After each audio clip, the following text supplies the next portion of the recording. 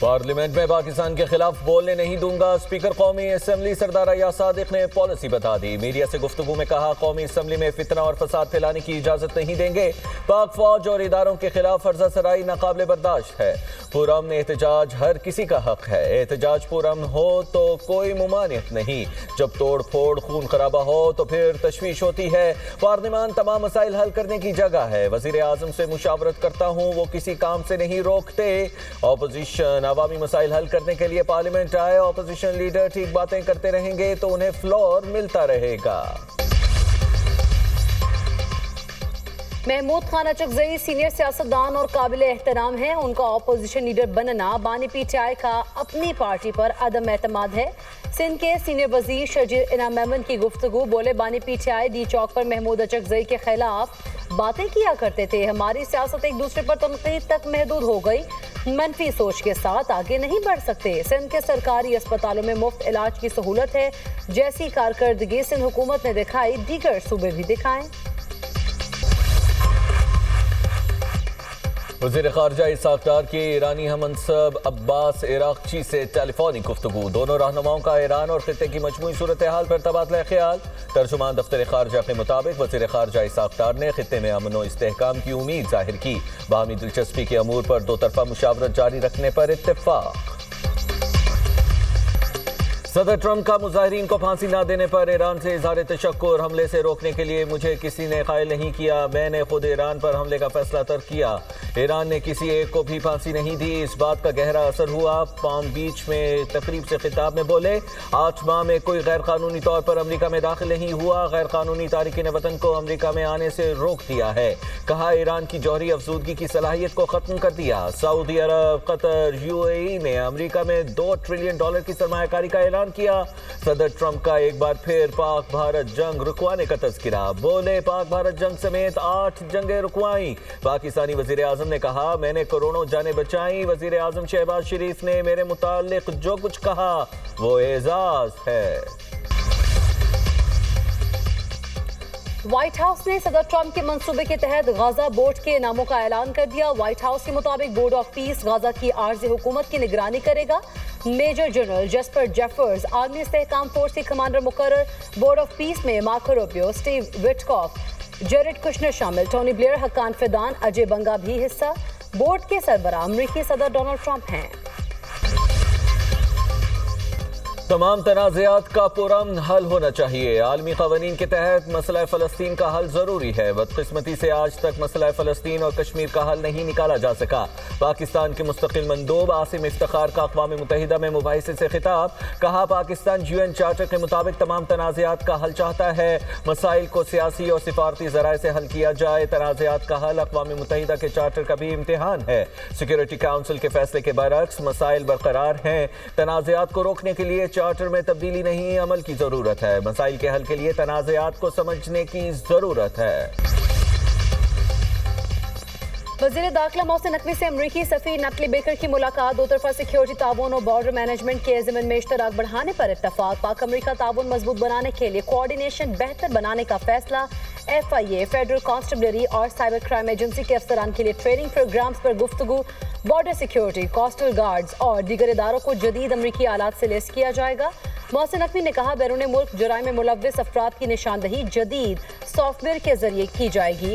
امریکی وفد کی سیکیورٹی تعاون اور دو طرفہ روابط بڑھانے کے لیے پاکستان کی کاوشوں کی تعریف۔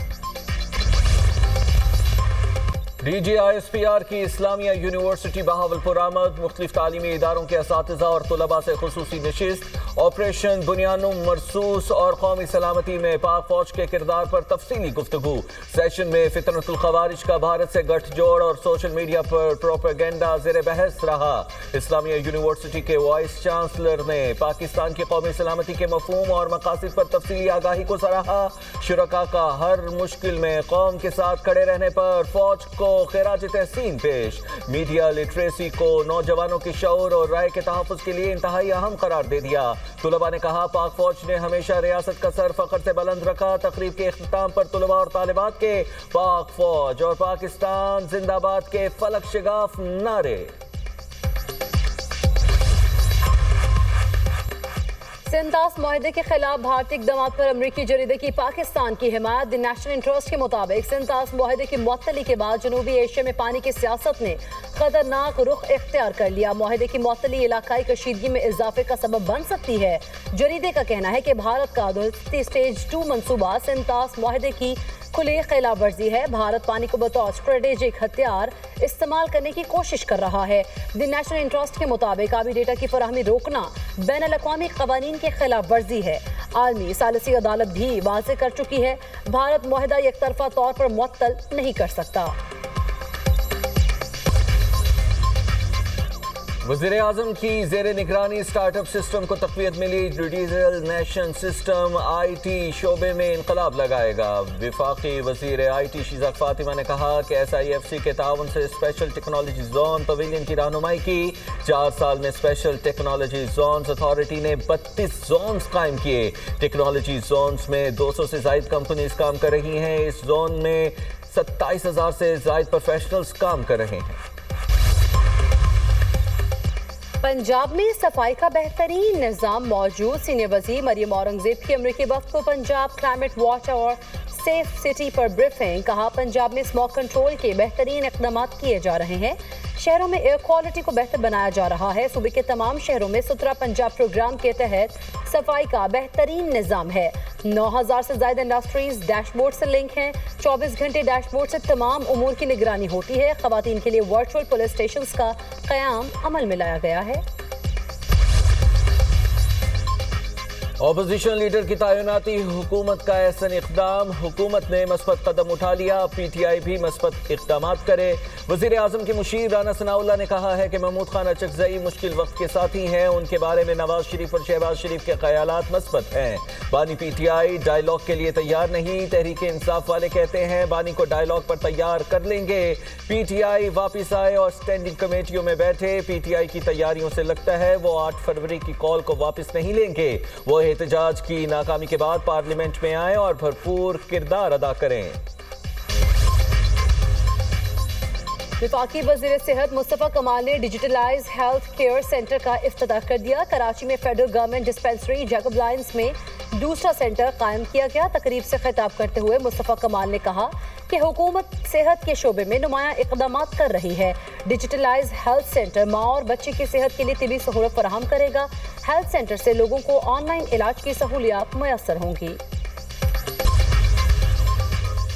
बालाई इलाकों में सर्दी उरूज पर। वादी नीलम में दूसरे रोज भी बर्फबारी। ताओबट में 1 फुट, अरंकेल में 1.5 फुट बर्फबारी रिकॉर्ड की गई। आइंदा 24 घंटों में पहाड़ों पर हल्की बर्फबारी जारी रहने का इम्कान।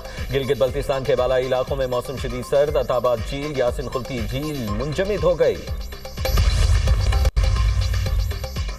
लाहौर में महफूज बसंत के लिए पुलिस का 27 निकाती सिक्योरिटी प्लान हाई कोर्ट में जमा। बसंत के दिनों में फ्री रक्षा सर्विस के लिए हुकूमत की जानिब से 5,000 रक्षे फराहम किए जाएंगे। रिपोर्ट के मुताबिक पतंगबाजी के लिए लाहौर को 3 जोन्स रेड, येलो और ग्रीन में तकसीम किया जाएगा। बसंत के दिनों में रेड जोन्स में बगैर एंटीना मोटरसाइकिल लाने की इजाजत नहीं होगी। रेड जोन में मोटरसाइकिल सवार दोनों अफराद के लिए हेलमेट लाजमी होगा। छतों पर गैर कानूनी सरगर्मियों को रोकने के लिए फोर्स तैनात होगी। पतंगबाजी के लिए सिर्फ मंजूर शुदा कॉटन का धागा इस्तेमाल किया जाएगा। केमिकल और धाती डोर बनाने वालों के खिलाफ क्रैकडाउन होगा। जंगबंदी के बावजूद इसराइल के गाजा में हमले। हमास रहनुमा समेत मजीद 12 फलस्तीनी शहीद, 18 जख्मी। इमारतों के मलबे से मजीद 2 लाशें बरामद। अक्टूबर में जंगबंदी के बाद से अब तक शहीद फलस्तीनियों की तादाद 463 हो गई। बैतुल हम के करीब इसराइली फौज का हेलीकॉप्टर गिरकर तबाह।